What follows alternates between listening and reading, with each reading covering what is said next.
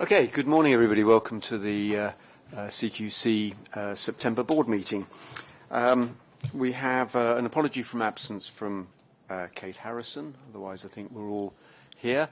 Are there any declarations of interest that need to be made? Okay, excellent. Minutes of the meeting of the 19th of July. Are they a true and accurate record of everything we discussed? Okay, thank you. That takes us to the action log. There's an action around Health Watch England. Jane, can you update us on that? Thank you, Chairman. This was that part of the Quality Matters drive. Health Watch England said that it would work with the local government ombudsman to do two things. One is a simple one page, how wonderful, how to make a complaint about social care. And the second thing was to develop a link through to a process for making a complaint about social care. And I'm pleased to say that this was part of Andrea Sattler's presentation to the Minister yesterday. Jacob Lant from Health Watch England was there, and it will be signed off in early October. Okay, Andrew, do you want to? Just to clarify, it was the presentation of this specific action point was led by the local government and Social Care Ombudsman and Health Watch England, and this was at the round table that we had with the Care Minister yesterday, as she was very sadly unwell at the point of the launch of Quality Matters, and we updated her on the ambitions of Quality Matters and the progress that we're making on all 6 of the action points, the first one being the Health Watch England one. Good, thank you. Thank you, Jane. And then the second action point is carried forward to November, I think, so that's fine. Was there anything arising that's not on the action log anybody wanted to raise? Okay, so David, that takes us on to your report, please. Thanks, Peter. Good morning, everybody. So we're going to try a different way of presenting the performance aspects of this report on a monthly basis, where my Executive Director and Chief Inspector colleagues will take responsibility for presenting the bit of the performance report. So I think if the rehearsal that has been done to date works, then I think Eileen is going to just kick off on the corporate services performance data, and then we'll pass seamlessly from one Chief Inspector to the other to talk about the performance of their individual directorates, etc. I just want to make one comment, if I may, up front, Peter, in relation to the performance on enforcement activity, where there is a paragraph in the covering report and slide deck around the decline in month-on-month published or completed enforcement activity. And there's a suggestion in there that that this is about shifting the balance between warning notices and civil and criminal actions. I think that's a statement too far. I think there's just been a decline in activity, and I think we need to monitor this month on month as we go forward, rather than say there is a reason for this. So I think that correction falls to me to make in the meeting, and in subsequent performance reports we'll update that and get to the bottom of it in a way that I don't feel that we're able to do just at this minute. But if I hand over to Eileen, and Eileen will just say a few sentences on overall performance. Thank you, David. Let me just run through the headlines that fall out of that section of the performance report that's called Our Resources, and to talk first of all about the CQC budget. And at this moment in time, across pay and non-pay spend, we're suggesting that we might end 17-18 with an over £9 million underspend. And in large part that is a good thing, because it actually means that we continue the trend of really being very thoughtful and mindful about the way that we spend our money, and being committed to CQC working within a reducing envelope of expenditure. We are also mindful, though, that we do have some priorities and investments that we want to make, and if we think principally about areas such as our digital and intelligence capabilities, which will allow CQC to work differently and enhance not just what we do, but the experience of those that work with us. We are very proactively looking to see if we can bring forward some areas of investment to utilise potential underspends this year. And again, I think that is a good thing to do. But this is a situation that we monitor very carefully and talk across each directorates about trends in spend and what that will do to inform the picture for 18-19.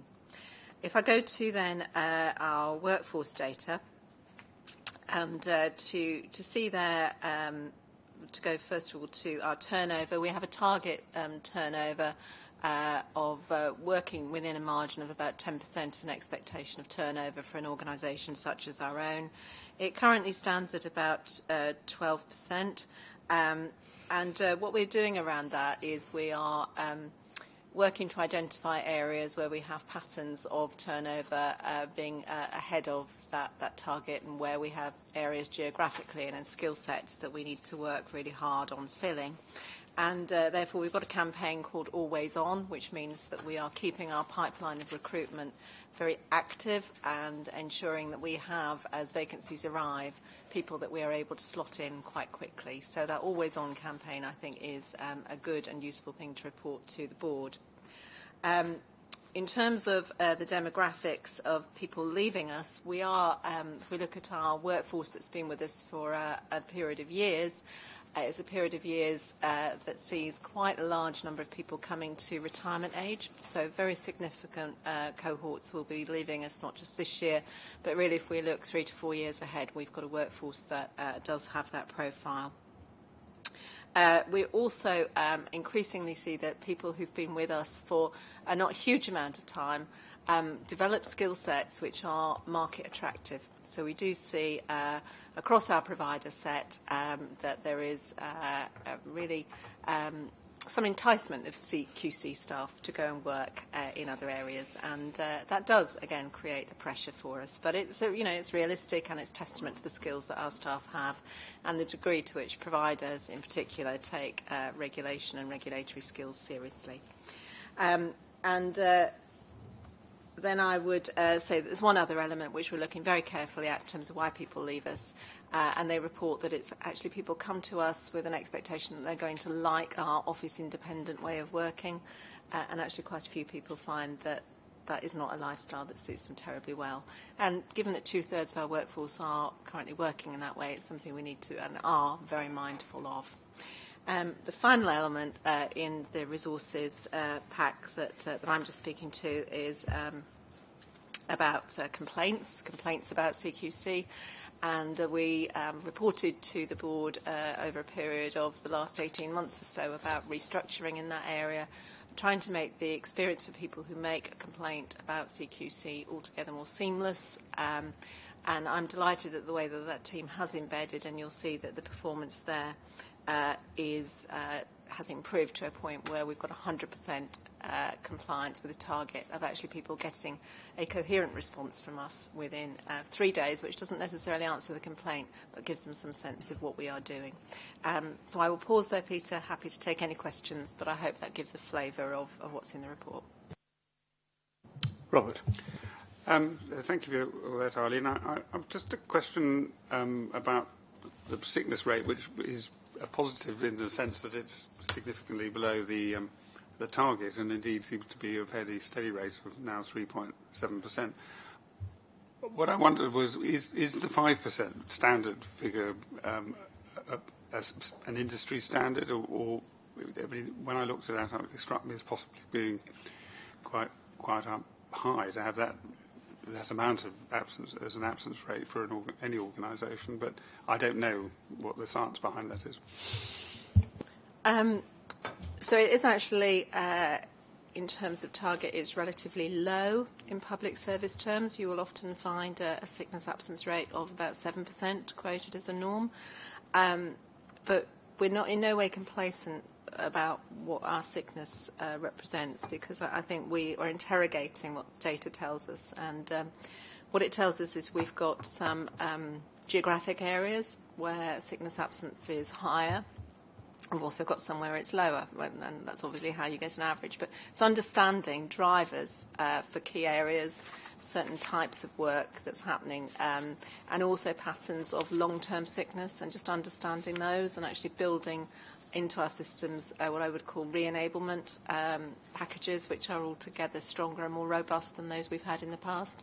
So there's no complacency around saying that it's hovering around 3.8, which is actually reasonably good.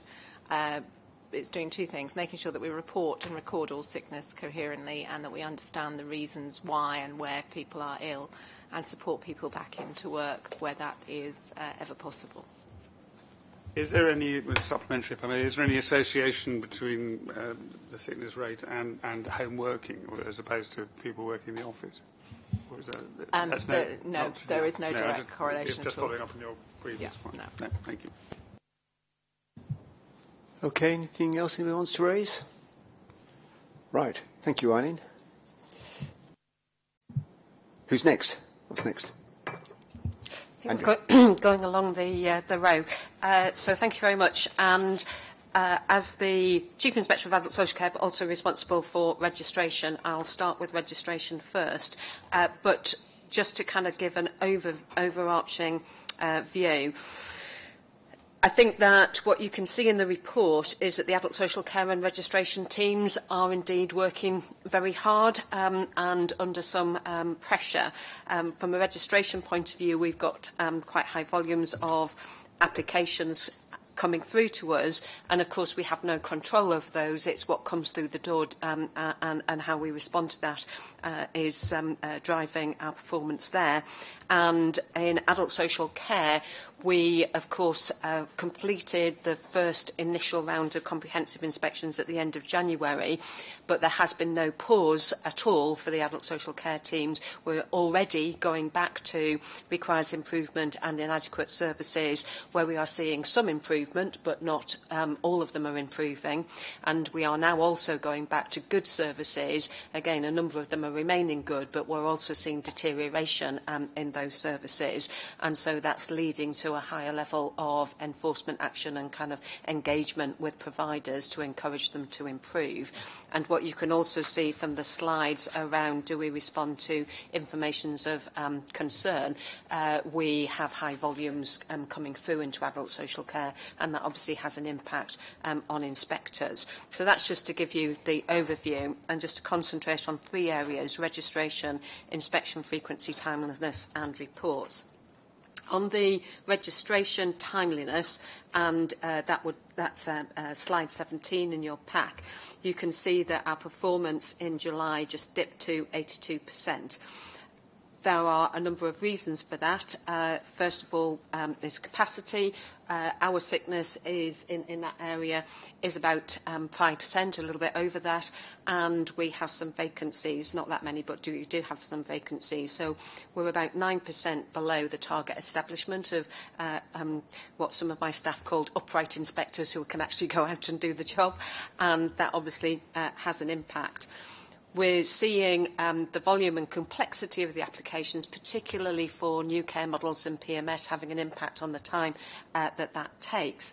And one of the feed-throughs that you can see is that, as you can see in the report, we had a lower meeting of the targets from NCSE at the beginning of the year, and obviously that then, if we're dealing with those kind of not as quickly as we expected to from the NCSE point of view, that means it comes through to the registration teams a little bit late, and so they've got a reduced amount of time to hit the key performance indicator targets in terms of timeliness.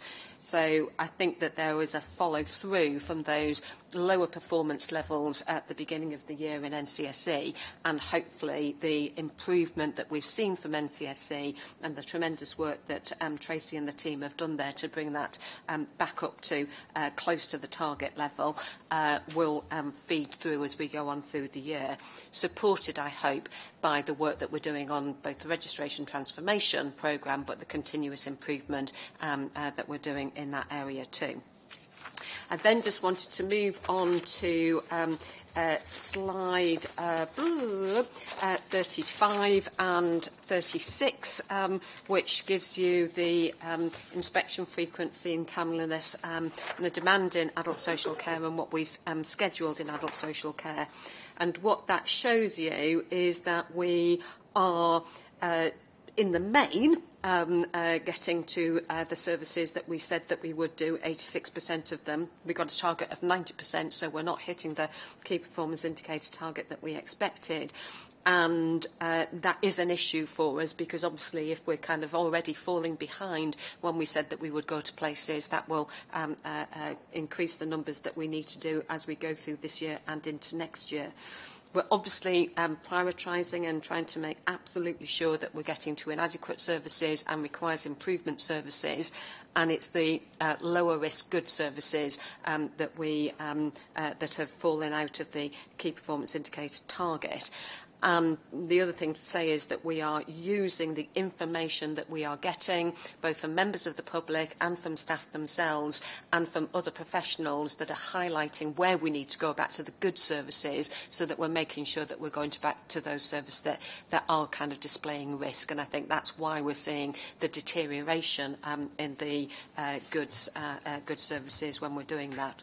Each of the Deputy Chief Inspectors is working with their teams to establish how we can have a recovery plan around all of this, so that we can get back on track with all of those inspections, so that as we go through this year, as we recruit to the posts that we've got vacant at the moment, and as we hopefully improve in terms of the sickness that we've got in some of our teams, that we can actually get that back on track across the country. And then last but not least, on reports, we, again, our kind of overall picture on reports is shown in, getting lost on my which one I should be telling you to look at, 52 and 54.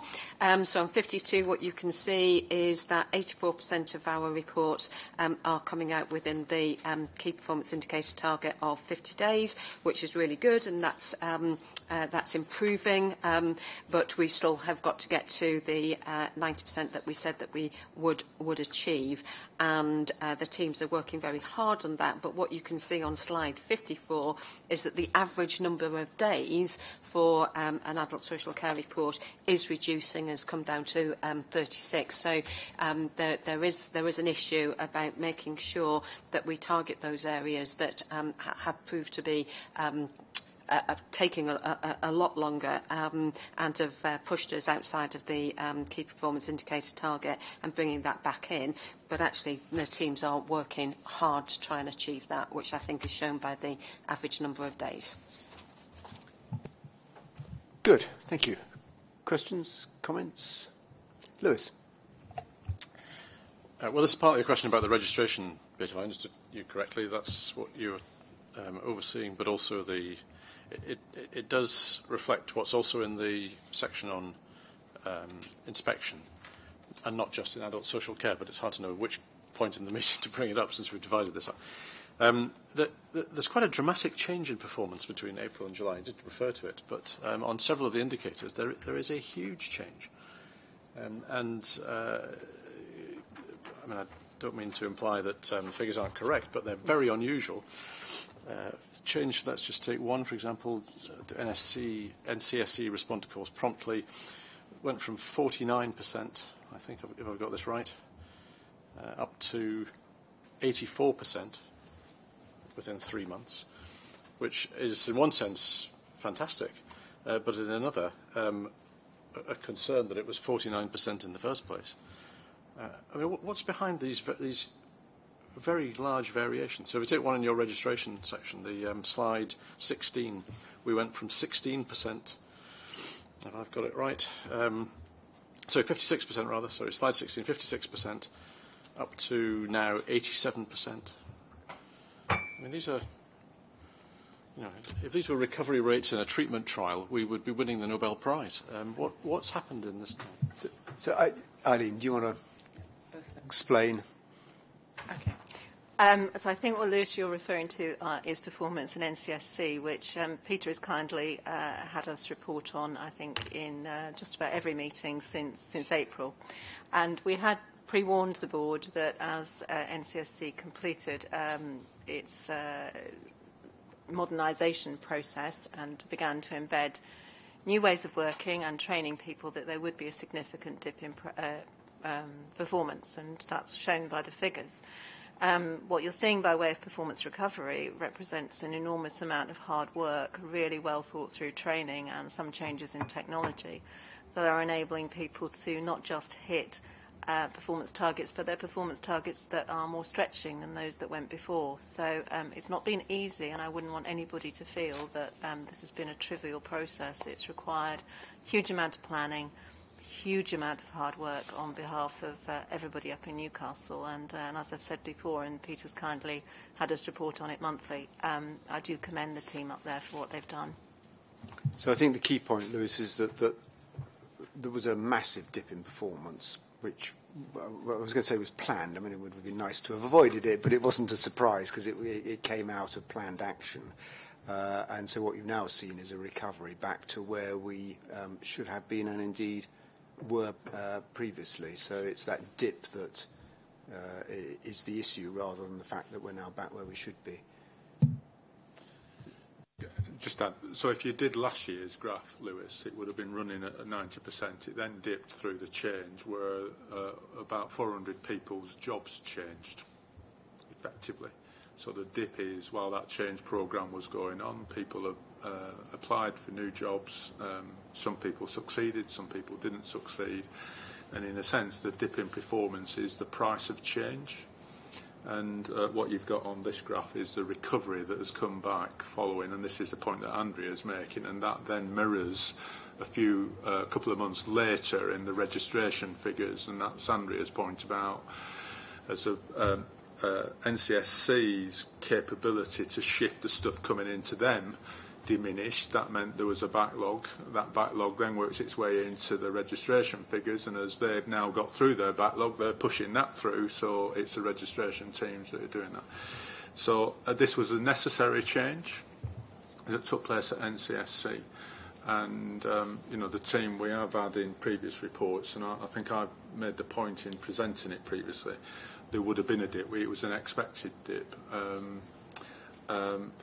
But I think to the point that Eileen's making, I think Tracy Forrester leads this team up there, and I think what you've seen is a pretty resolute and determined effort to get this back on track, which is what you're seeing from April through to July. And personally, I'll be gobsmacked if the August figures don't show achieving what we set out to do in that target. Okay, that's very helpful and very reassuring, as long as it means that the alerts that came through in that period, even though we didn't respond to them as quickly as we intended, there were no consequences to that. Because in the end, this is a KPI which is about problems in the service and people reporting that it isn't just about the KPI. So the issue is whether it was expected or not.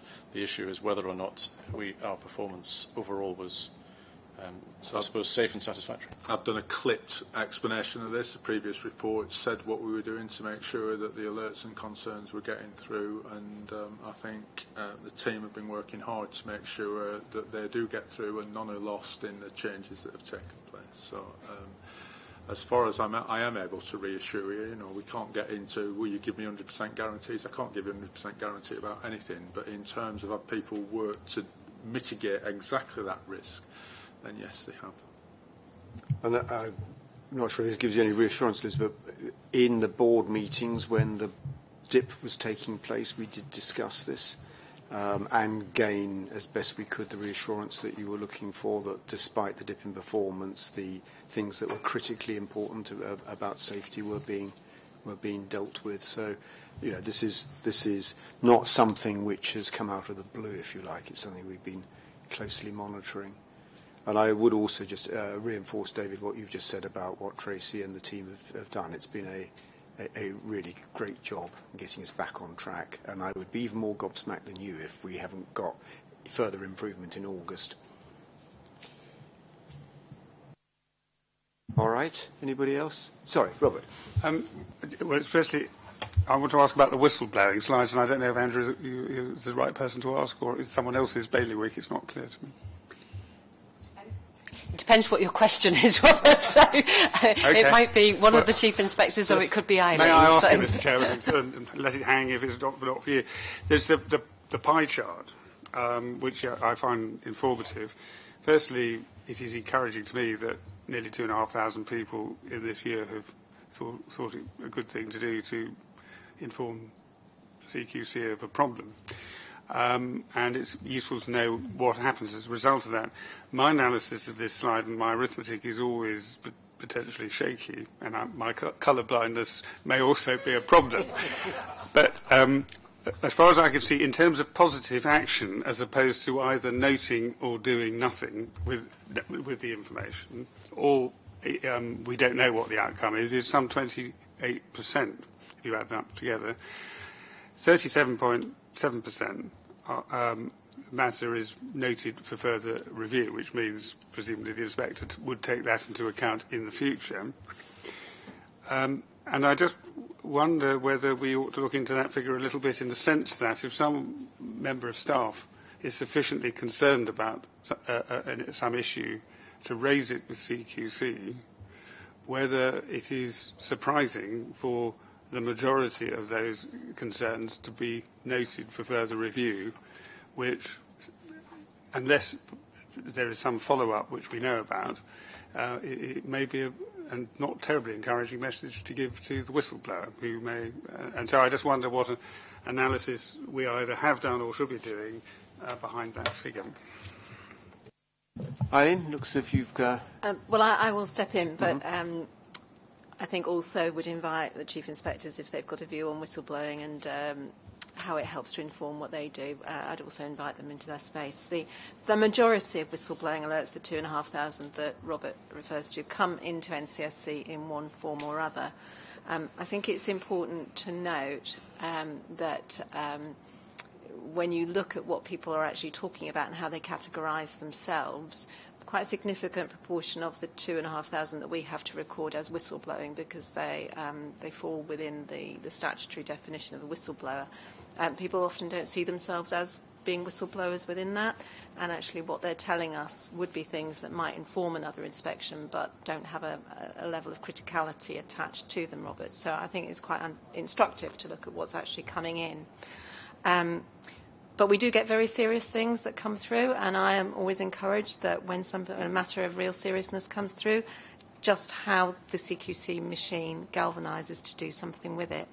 The proportion on there, the 18%, where an outcome is to be confirmed, that's another area that we're having a big push, because actually that's to do with people not actually recording what they've done quite as accurately or as well as we would like them to do. So that's the figure I think we do need to push on, because that is a significant number of things we've been told where we can't say categorically what we've done with them. So that for me is an area that we just need to get better at being able to get the intelligence out of it. It's not to say things don't happen, it's just the recording of it needs to get better. But I think, two things occur, that people who do come to us as whistleblowers in some level of distress report how well they feel that they have been supported and helped by the people who are their first point of contact. So I think that's important. Second is just how seriously those to whom these whistleblowing alerts are passed on do take them and galvanise to work with them.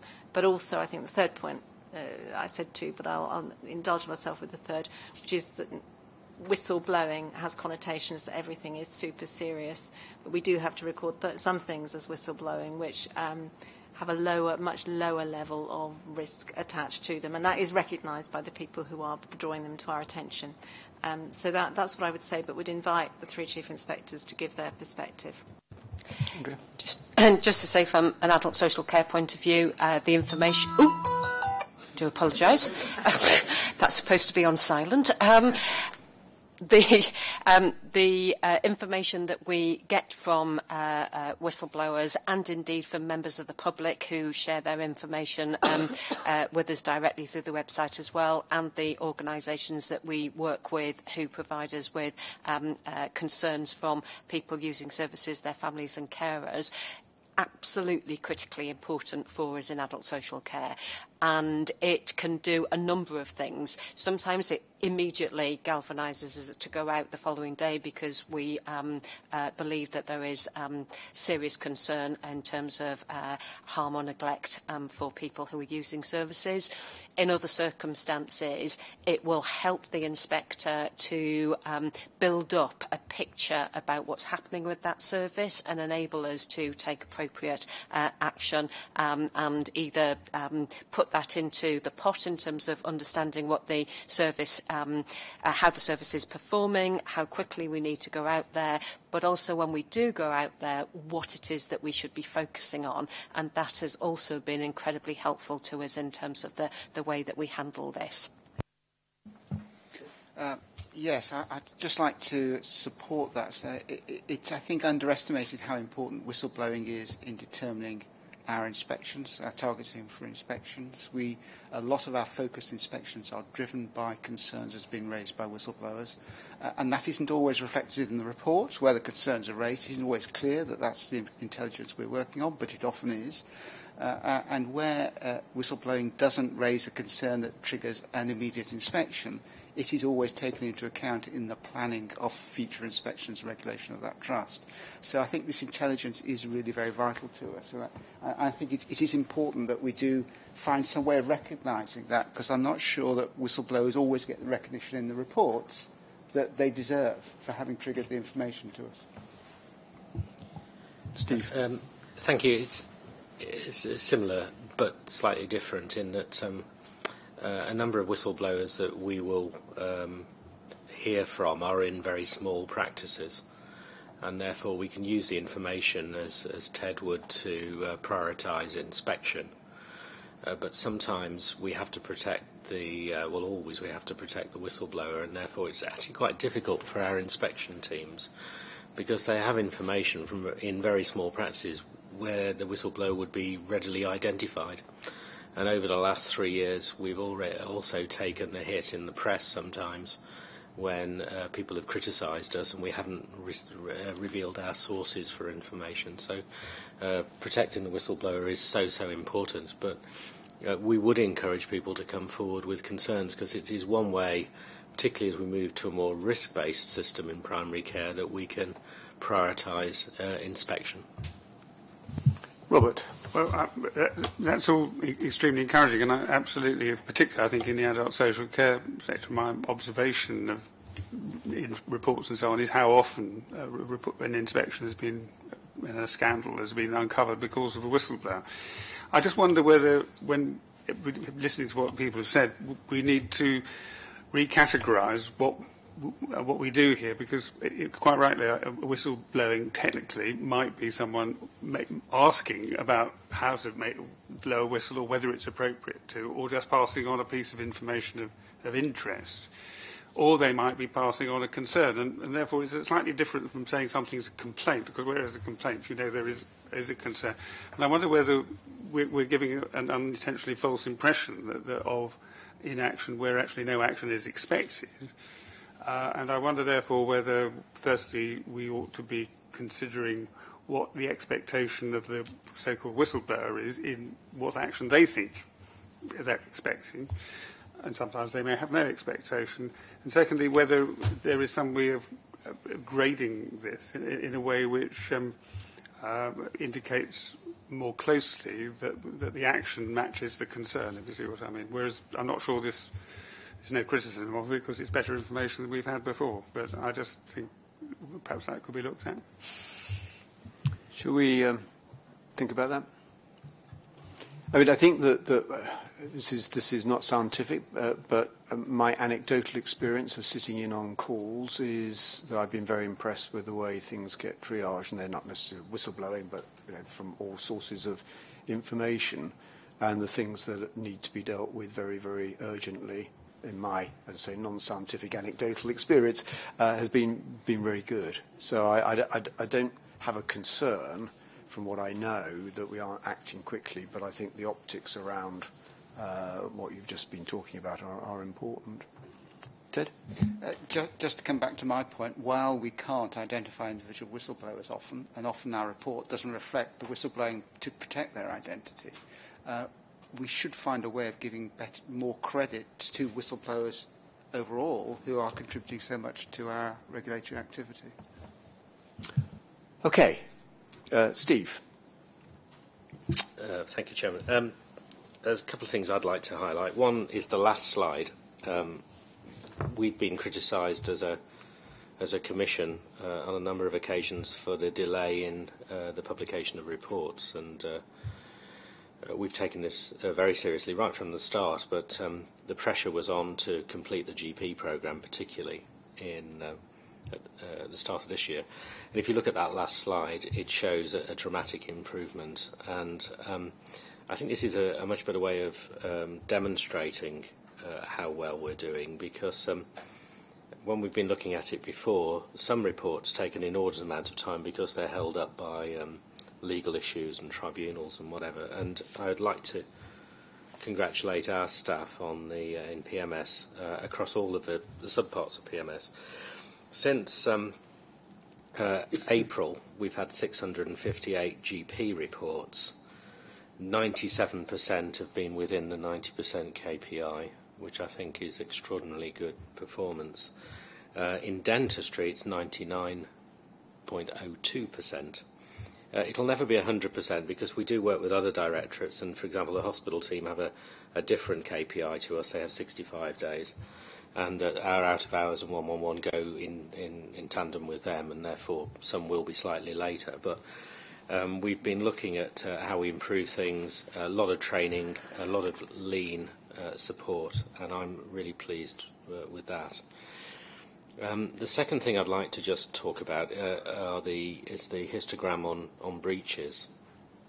And the reason behind that is I try to give a bit of a narrative each time. Of the 7,000 or so GP surgeries, 11,000+ dental surgeries that we monitor, the number that look on the histogram as being in red are actually a small number. But I just wanted to reassure the board that we know something about every one and monitor them very closely, even though they might not have an inspection planned in CRM. And David and I went to the Southern Region's regional management team yesterday. It seems a week ago now, but yesterday, where we talked through how they monitored the practices in general practice, but we do the same with dentistry. And I was hugely impressed by the care that people take. And this, of course, this will be even more important as we move in the next phase to a more risk-based, where we will inspect outstanding and good practices much less frequently. So a lot of this will come out in the end of GP report, which will be published next week. So I don't want to go into any great detail about past performance, but just to say that the risk management is really important, because we are starting to find that some of the practices which were rated requires improvement or good actually are slipping backwards. And so we can't assume that all practices that are now rated in the higher categories will always stay that way. And so monitoring their performance is so important. For example, of the 38 inspections which we have rated the practices inadequate since April, 10 of those were first comprehensive inspections because they'd just registered or changed a form, a legal entity. 5 were rated good, but now at re-inspection are inadequate. 13 previously rated requires improvement are now rated inadequate, and 10 of those still were inadequate, and we're obviously moving to see what we can do about those. The vast majority of GPs are improving when we go back to them. So the story is really, really positive. But I just wanted to show that in the very tiny number that are going backwards, we do need to monitor and keep a very close eye on them. So I think that's a really important message, Steve, that we as a board need to think about. I mean, inspection is not the only tool we have in our armoury for monitoring what's going on and taking action if we need to. That's right. Lewis? It's very helpful, actually. I was going to ask about that, but can I ask then about the... again, this isn't just about PMS, I'm afraid. It's the same issue in the different sectors, but the graphs for mandatory action, responding to... this is about responding to information of concern and mandatory actions. I must apologise because I'm not absolutely sure which mandatory actions we're talking about in the individual sectors. But we're below target on all three. And on PMS, we again have this rise from April. Maybe it's a tracking through of what I was asking about earlier, although it doesn't apply to the other two areas. And incidentally, they all say that we've got a figure of 89%, though I think that isn't really true. In fact, it isn't true at all, I should say. For example, on PMS, the figure looks like it's about 70%, not 89. I think there's been a repetition from one slide to the next. And in fact, on hospitals, we say 89% again, whereas it looks higher, actually. It must be higher, because all the figures are higher than 89, so it can't possibly be an average of 89%. So I think we seem to be below target on all three areas. We seem to have the average figure wrong on two of them. Can I just get a comment about what this is about? So you're talking about the alerts and concerns? I'm talking about slide 31.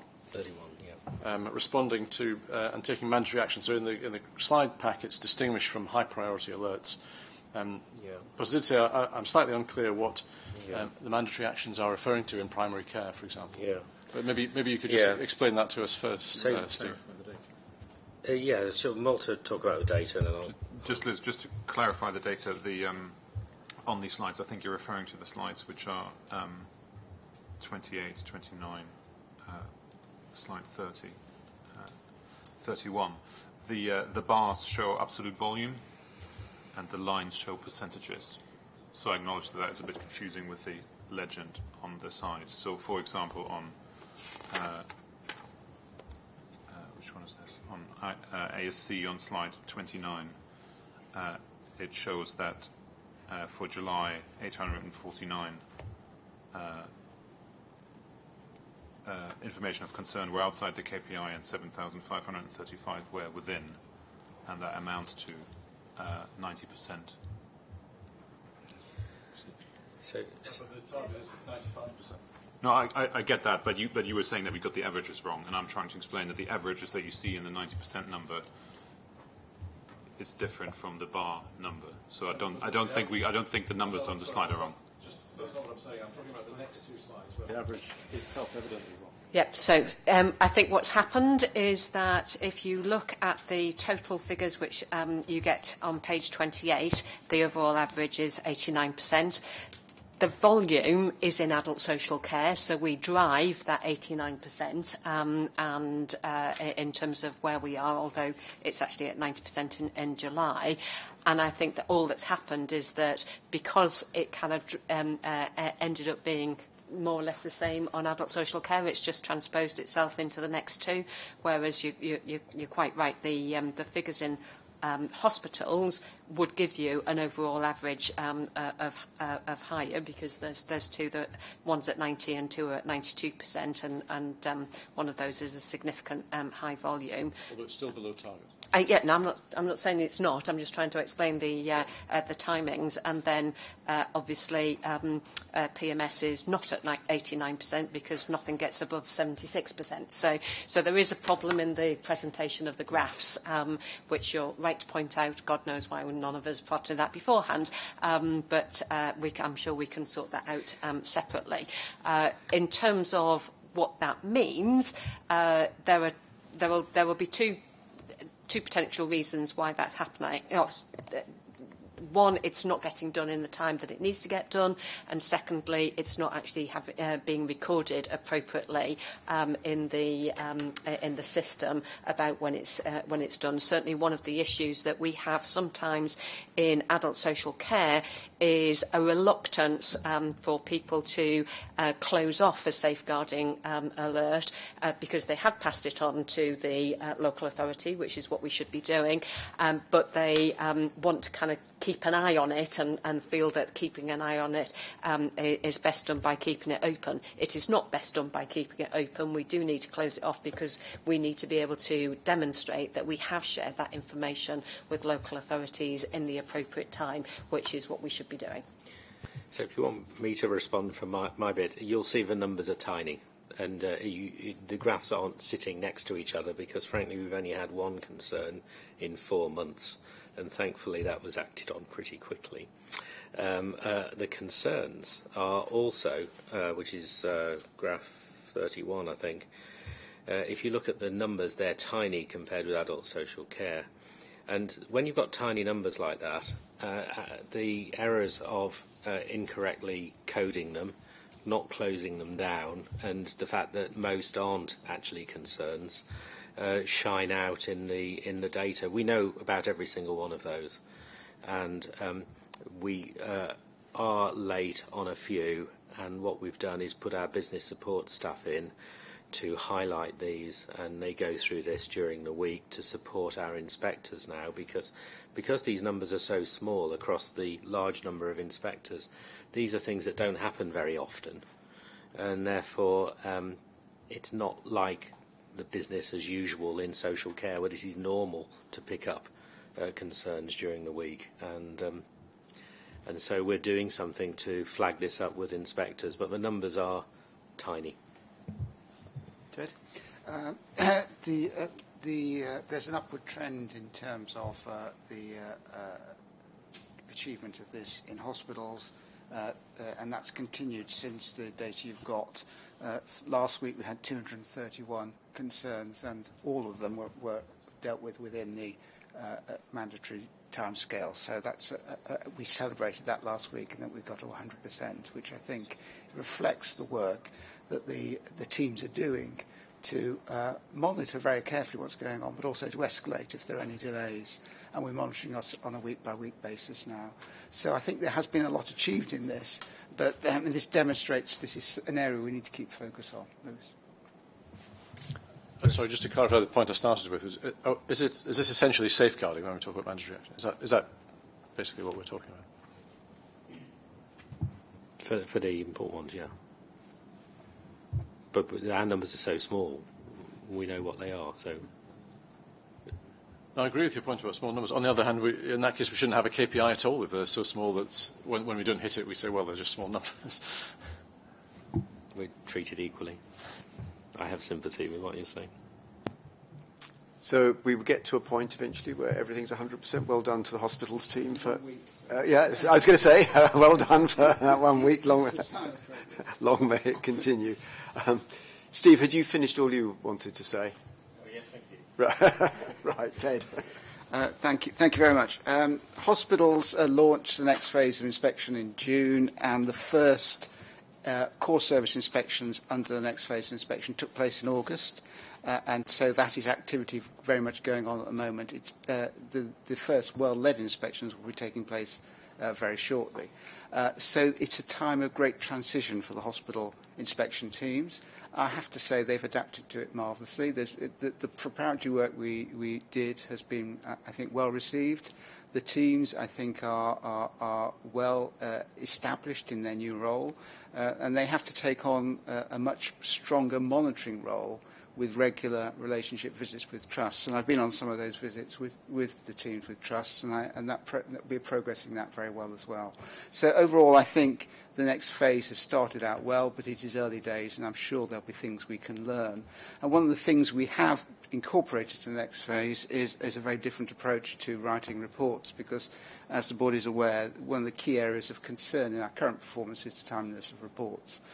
Now, we're doing a lot of work on that at the moment to try and improve it. The average length of time for report publication is coming down, but we're still not achieving the KPI nearly well enough, and further work is necessary.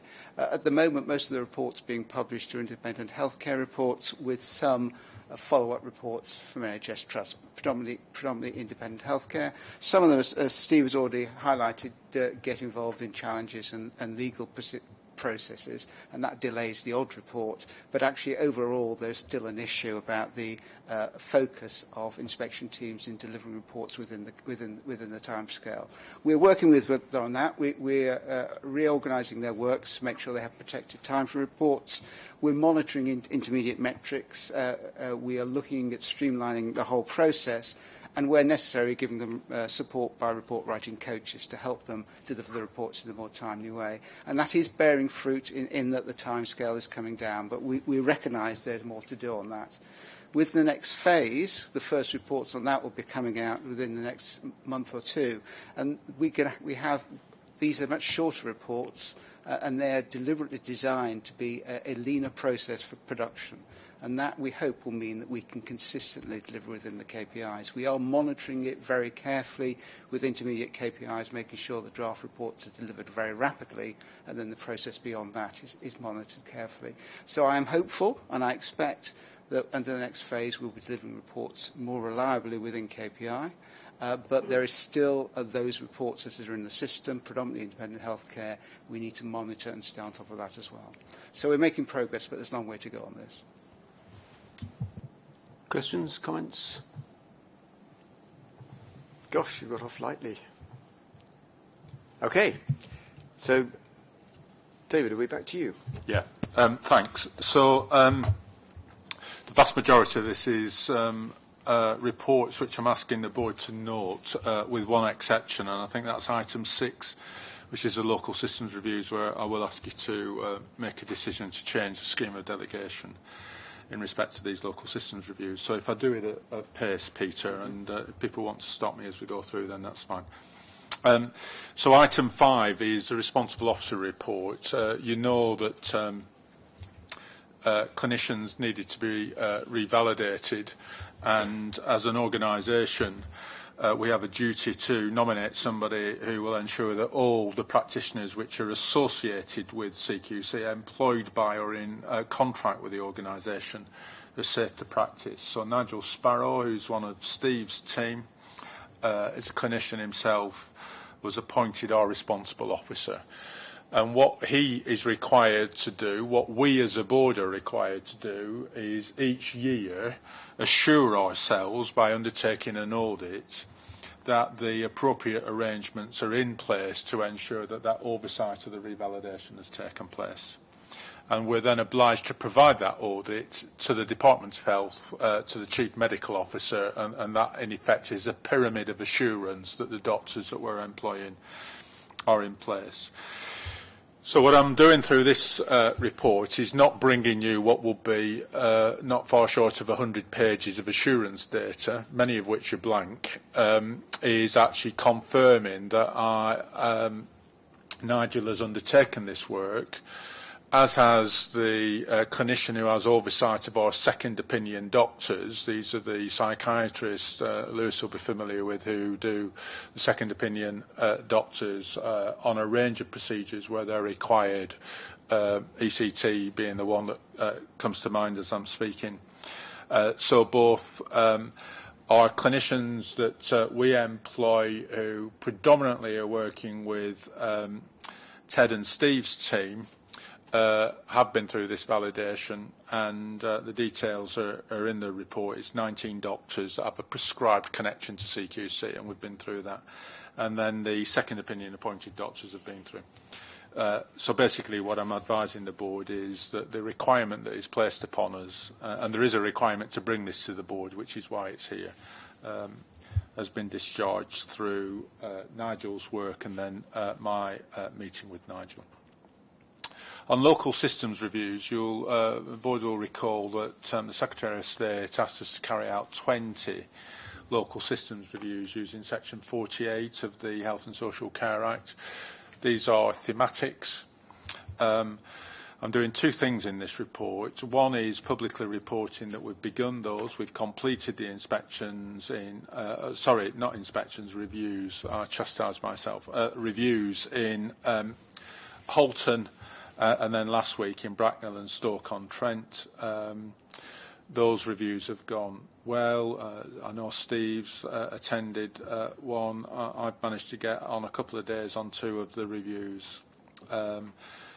Incredibly well led by Alison Holborn as a SRO and Anne Ford, who's the on-site leader of the teams, with good buy-in from ADAS, the Local Government Association, and our own specialist advisors who get used in a health setting on our health inspections. For thematics, our scheme of delegation says that it's myself as Chief Executive that will sign off thematic reviews, which is the practice that we've used. They are brought to the board, so you know what we're doing, but the final sign-off sits with me. We don't think that's appropriate for local systems reviews, which are a pretty large operational exercise, to be frank. What I'm asking for the board to agree that the local system review report should be signed off by a chief inspector. And I'm asking if you'll agree a change to the scheme of delegations for these local systems reviews on this. In reality, it's Steve that will do this because all these reports will go through the programme board that has been overseeing the development of the local strategic review. So the actual task will be done by Steve. Item 7 is... sorry, you want formal agreement? Yes, yeah. please. Yeah, okay. Everybody, all right. I was going Steve, to you can't vote. You can't vote against, Steve. Won't be the first time, but anyway. Sorry, David. No. You've got your agreement. No. Thank you, Peter.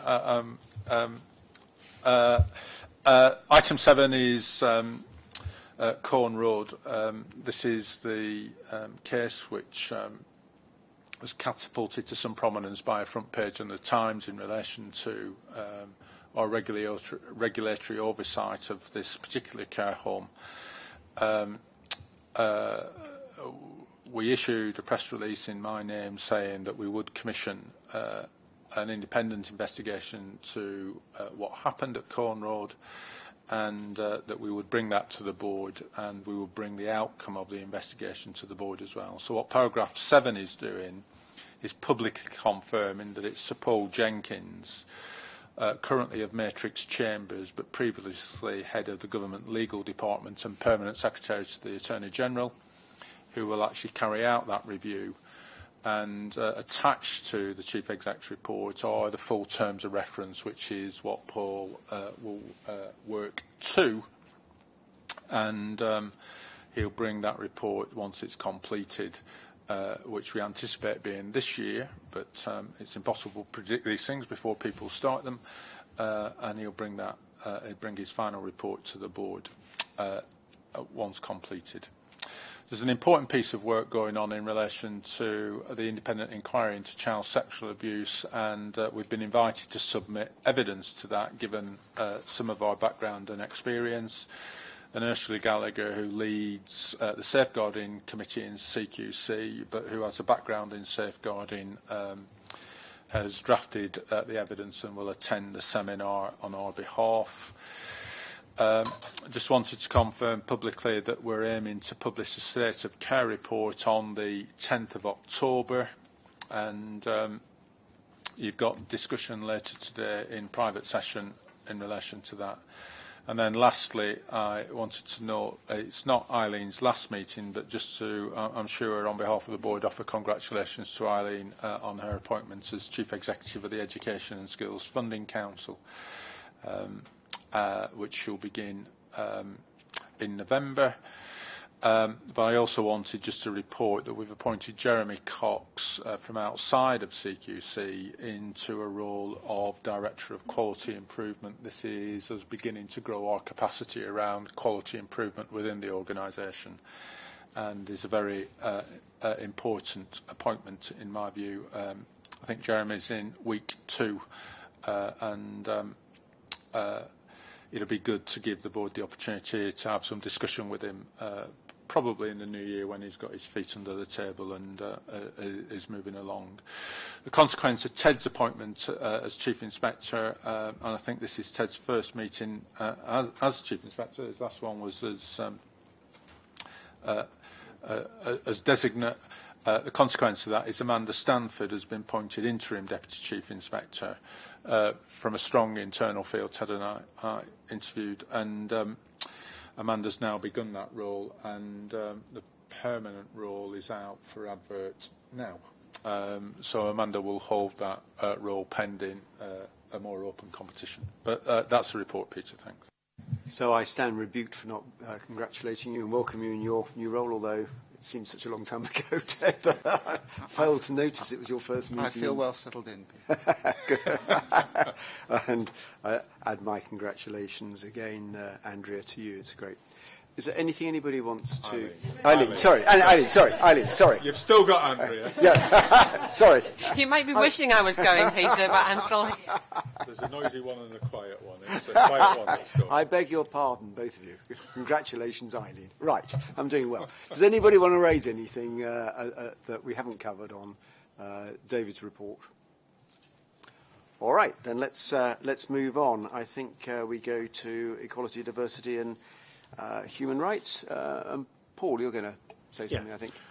This is the end of a process that began about 15 months ago in constructing this document and product, and the draft came to the board, private board, in June. And there's 3 things really to say in introducing this. The first is, it is, whilst it's about equality and human rights, it's completely in line with the strategy of the board, of the CQC, of encouraging improvement. And the content of this is actually demonstrating from our work, our inspection reports initially, those places that are outstanding.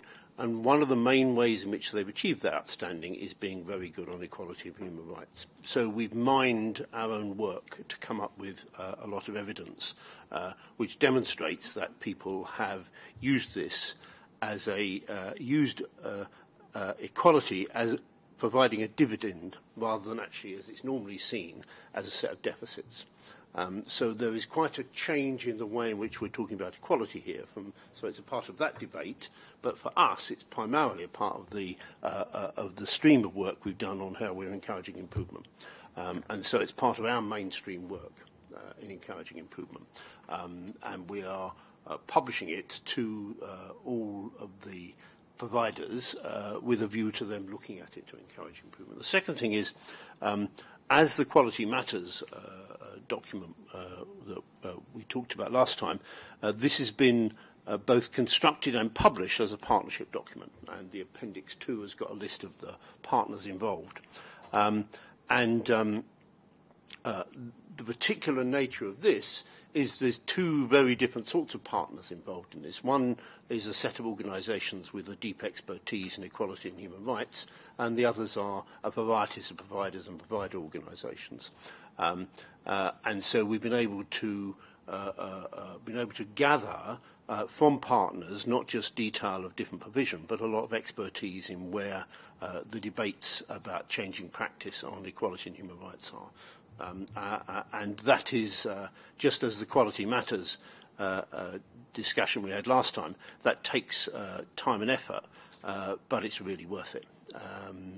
Because it now means, as we publish this, we're publishing it through a variety of channels and with a variety of different contents. And the third thing is the first time I think we, as a Commission, have published a product this way. And as I've been making my introduction, there is a stumbling I make over what we're doing here, because I'm of an age where we write things. And they are documents and have beginnings and middles and ends. This is not that. This is a thing called a product because it isn't simply a beginning, a middle and an end, because it has a variety of different web-based enablement to make the thing work. And this is incredibly exciting, I think. In terms of driving improvement, a reader, if that's the right word, can pick up this document and can work their own story through it. You can, for example, just work through all of the issues on workforce. You can work through all of the issues on adult social care, or you can look at a variety of things. And what that means is, underlying this, there's a range of videos, there's a range of, an enormous range of different sorts of media which make this story flow. And I think we are in the foothills of this. I think over the next few years we'll gain more and more expertise. And the other thing about this, which I think is significant for the Commission, is we're publishing this as a beta product. It isn't complete, because actually the next 6 months we'll see people help us complete this. Because the way in which this is used will be part of its completion. And we will learn a lot from that, and people will give us all sorts of assistance in using it. And that's very different from reading a book, of reading a document. So I think there are these three different issues. It's encouraging improvement, it's about partnership, and it's a very different form. And all of them, I think, are really very interesting. The third, I think, is brand new, and we've got to see how this goes. Lucy. Thank you. I don't know that I can add much to what Paul said, really, other than to thank Paul for his kind of unstinting support for me leading this. And just to say that really I hope it will do three things. Firstly, it makes an argument that is a new argument about equality and human rights and how it's a solution rather than a problem. Secondly, that it's quite inspiring, and the outstanding providers' case studies are very inspiring in it.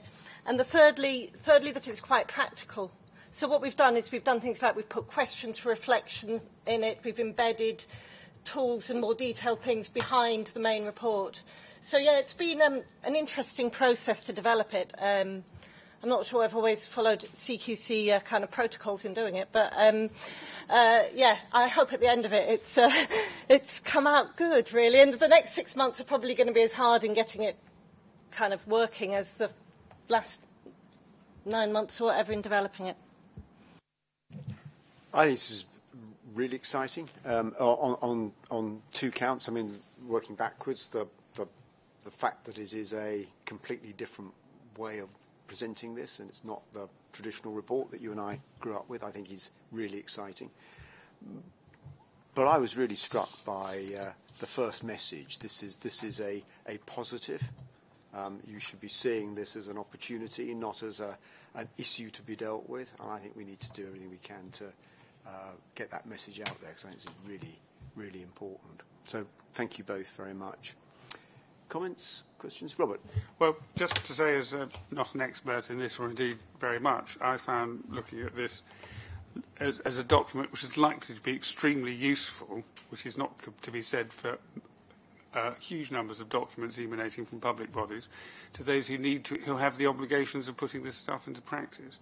And it is properly called a resource rather than something which should be left gathering dust on a shelf, and I congratulate all those who've put it together.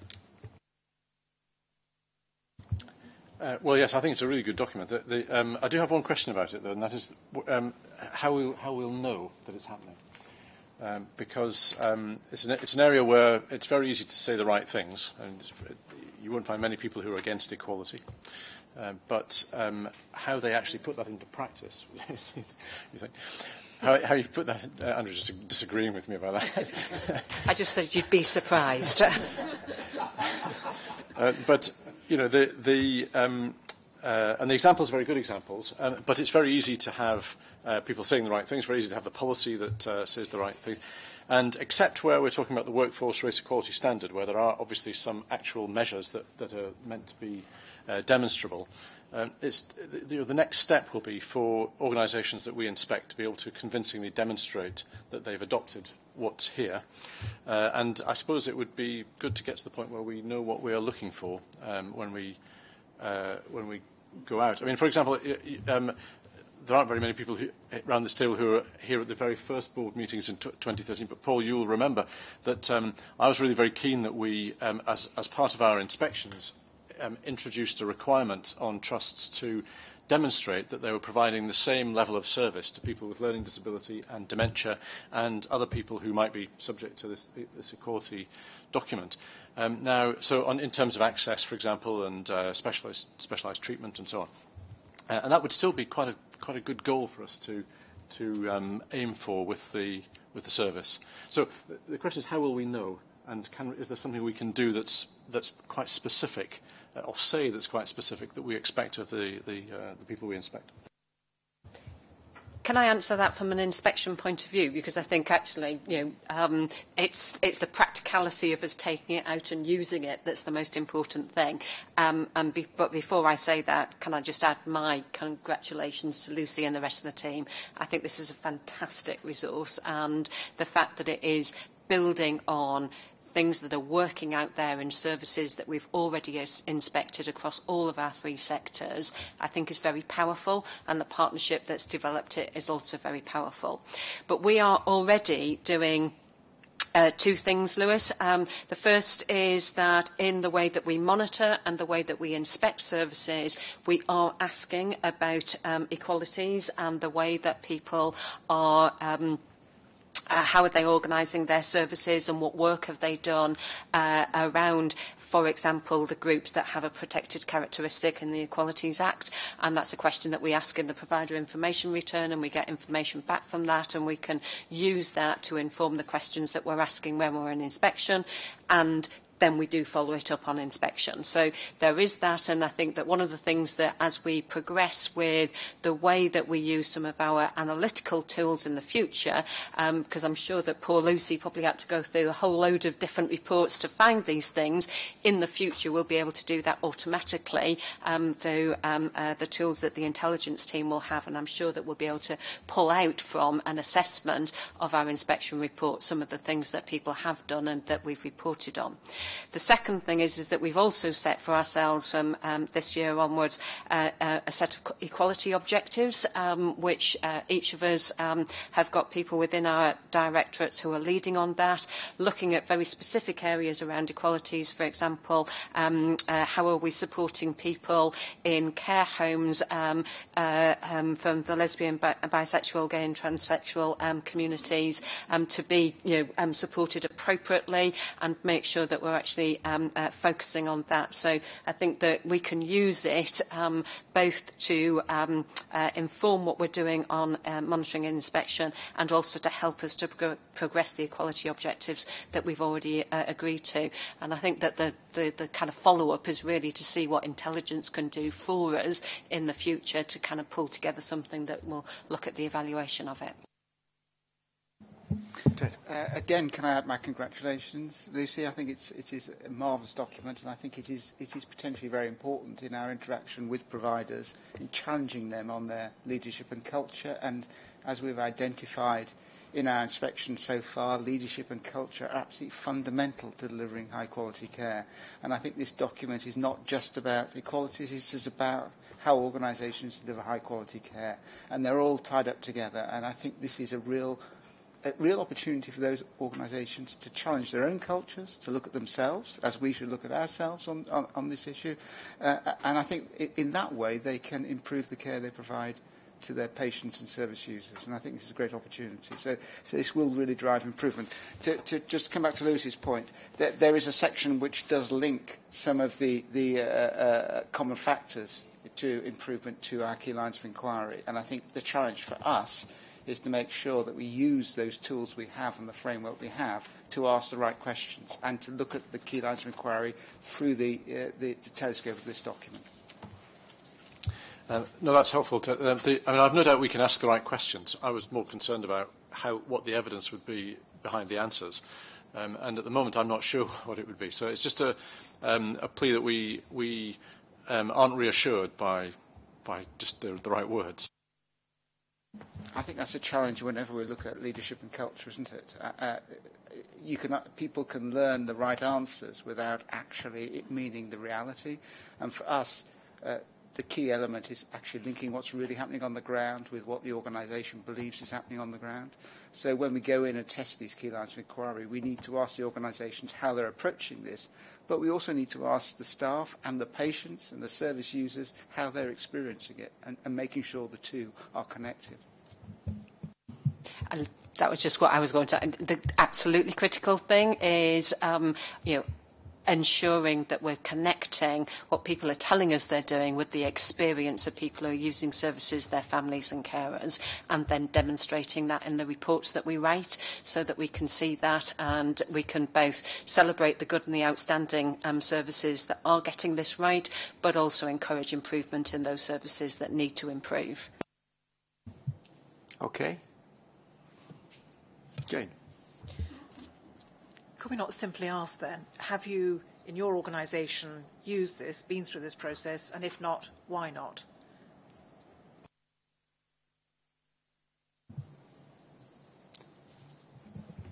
We certainly will. I think the pause was, this is really, really good, but it's a tool. So you could say, no, I haven't used this, and still actually be delivering everything that's in there. That would be my immediate response. But you've heard from at least one chief inspector that they will ask the direct questions. So there you go. Okay, good. Are we happy to move on? So Lewis, it's back with you. We had a very good discussion yesterday afternoon in the Regulatory Governance Committee, and I'm going to give a quick oral report on what happened. Sorry, thank you, Lucy.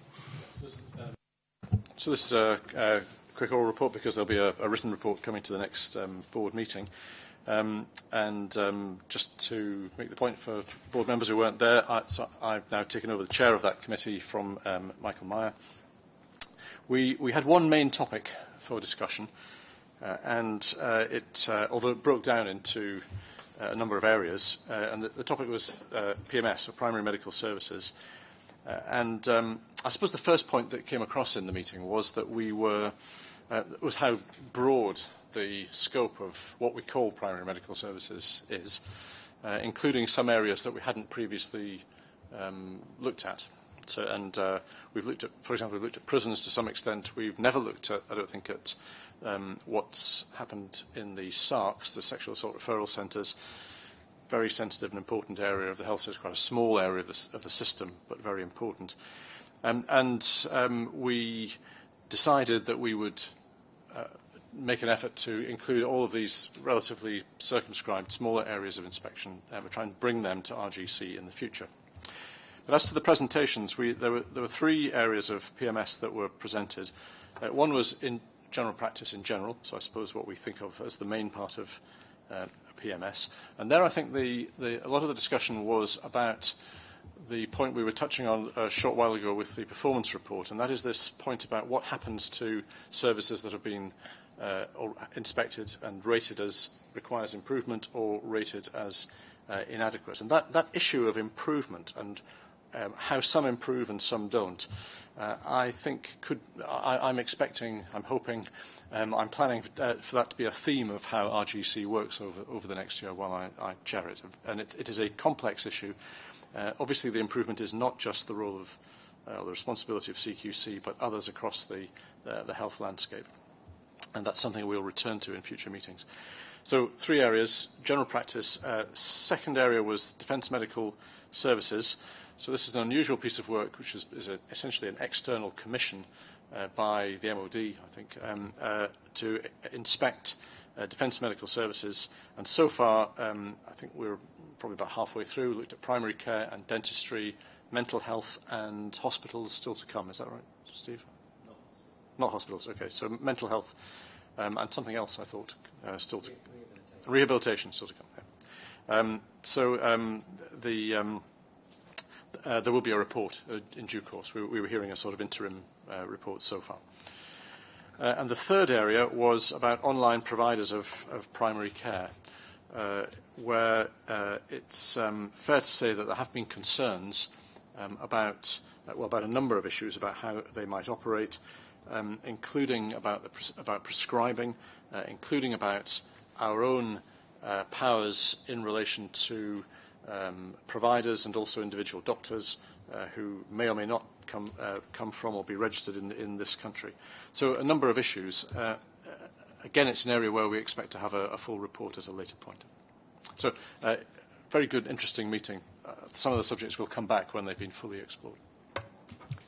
I thought it was excellent. Thank you for the summary. All right. Is there any other business from the board before we open up to questions from the public? Right. So, Lewis, you might want to turn your microphone off. Sorry. I've been notified of two members of the public who, with a particular question. Robin, I recognise sitting there. I'm not sure if Mr. Lewis is here or not. If he isn't, because I don't know him, then he doesn't get to ask his question. So, Robin, I guess you come first.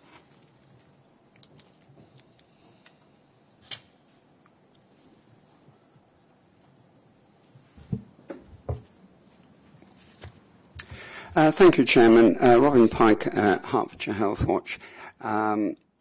This question follows on from the July board meeting, and it relates to the health and safety activities within the Commission. I perhaps ought to mention that I have a background in school teaching and have in the past taken interest in health and safety at work in that context, and been a safety representative for my trade union. The first part of the question is to ask whether there is a safety committee with representatives from trade unions. Yes and yes. So we've got a reasonably active health, safety and wellbeing committee. And the trade unions are formally recognised in our policy, formally attend that meeting. All the representative trade unions are present at the meeting, and it's a meeting which is conducted with good, positive relationships between people. I think if the trade unions were here, they'd say that as well. So this is something that we've looked at recently, and so I think we've got a very positive answer to your question, Robin. Thank you. And the second part of the question relates to illness, which was a topic earlier in this board meeting. Again, looking at my own background, it certainly is the case in school teaching that stress is a major cause of illness. And in fact, people leaving the profession. Is there any evidence that stress contributes to illness within the Commission? Again, yeah, we only have to look at the sick notes that come in from the doctors that do the prescription for periods of time off work through stress and anxiety, and without getting into the accuracy of the diagnosis and all those kind of things, it is an issue we deal with. I think in some of the material that Eileen presented today, there was a kind of grey shading in the diagram which said other, and some of those were ill health retirements for people who find a job's not for them. And then I think you've got exits of people who say, actually, this isn't the job. Steve referred earlier in the meeting to our visit to one of the management teams, and this was one of the issues we were exploring. If you're taking enforcement action or you're going to a tribunal where you've got to justify the case, that is an inherently stressful piece of work to undertake. There's no two ways about it. The issue isn't, do we have stress in our work? There is stress in our work. My heart raced a little bit when I came into this meeting. My arms, if this isn't too indiscreet, slightly more sweaty than they would be on a normal day. Because a public board meeting is, even for somebody that's been around for 39 years, an anxiety-provoking thing. So my point is that stress and anxiety are inherent in the work that we do. The issue is when that stress and anxiety become unmanageable and it begins to tip into something that is actually causing people to be away from work or not be able to function. So on that, through the People Director at HR, we've done a lot of work on a stress management policy and toolkit. I'm one, I know Andrea's done it because she told me she was away doing it, one of 400 managers in the organisation that has done a mental health awareness course, which is would we be able to recognise the presence of anxiety and stress in any of our workforce, and would we be able to engage appropriately? We have stress management standards, what triggers stress in the workplace, which are part of this toolkit. We've got guidance for managers about their responsibilities, but also recognising stress. And of course, there'll be managers that are stressed as well. We just think this is staff. I know of a small number of managers that are away from work at the minute where stress is the reason that has been given. But I think what I'd say, Robin, is I think we've taken these issues responsibly. It's been a theme from our staff survey about work-life balance, and specific actions have been taken in response to the staff survey about mental well-being, about the operation of training courses. We do have a contract with an occupational health provider in relation to the availability of that. And just going back to the point that you were raising, our sickness level is at about 3.7%. It is low for most public sector organisations, and I think we need to constantly monitor that and understand it. I suspect we've got 1 or 2 people who work at home who don't ring in sick when they've got a cold. I think, though, where stress is beginning to erode people's capacity for being able to cope with a job or just daily living, I think we do know about those, actually. But I think it is important that all of our managers are aware of the impact of that. So we're not complacent at all. We have a workforce who are working under pressure. But I think we've been able to respond to their feedback to make sure we're on top of this issue, and it's something that we need to be constantly vigilant of. So thanks for asking the question. Okay, Robin. Can I add another? Quickly. Briefly. Thank you, Chairman. I was responsible within my trade union for the introduction of a stress telephone line, which is available in the evenings, and I wonder if this is something that the Commission might consider. We've got those telephone lines, Robin. I think this is not about is this stuff available. It is, do people see it as being helpful and would they approach it? And I think what we're trying to do in the organisation is ensure that managers and teams support individuals that are under pressure. So, for instance, I think it's increasingly the case in the majority of our teams, not in all teams, if a member of staff is undertaking enforcement activity, which will be stressful by its nature, as I've already said, then Lewis was pursuing some of the issues around concerns and alerts. One of the things that the supportive teams are doing is saying, while you're doing that enforcement action, we will take your concerns off you and we will do that, as a practical example of how people will do that. We've got managers for home-based teams doing Friday afternoon tea afternoons, which is they'll do a Monday morning meeting. This is the week we've got coming up, but they'll then do a Friday afternoon. How are we? What are you doing for the weekend? Which is just about connecting people who work in their own homes and feeling part of a team. And so I think there's lots of initiatives like that, virtual coffee mornings, which are not about can we get a management message out, but if you've got 10 people living across 300 square miles of North Yorkshire, how do you create a team? And one of the ways people have been doing that is by using Skype for virtual coffee mornings to support each other. And so I think in our stronger teams, and I think we've just got to accept we've got some really strong teams and some teams which are less strong. In the strong teams, they're the kind of things that you'll see doing. And in some of our office-based teams, you'll see people like Martin playing the guitar, going to the pub and doing all those kind of things which are important for our sense of connection and well-being. I think Malta's started a cycling club with people who want to do that kind of stuff. We've got book clubs. There's a whole bunch of stuff which has come in response to the staff survey about how do we connect in a 3,000 organisation where 2,000 people don't come into an office to work. So it's telephone lines are one of them, but actually it's not used all that often, if I'm being truthful, and that's not about awareness. It's just about how do you connect this in a different way. So one of the things that increases my stress levels on these occasions is trying to keep the meeting running vaguely to time.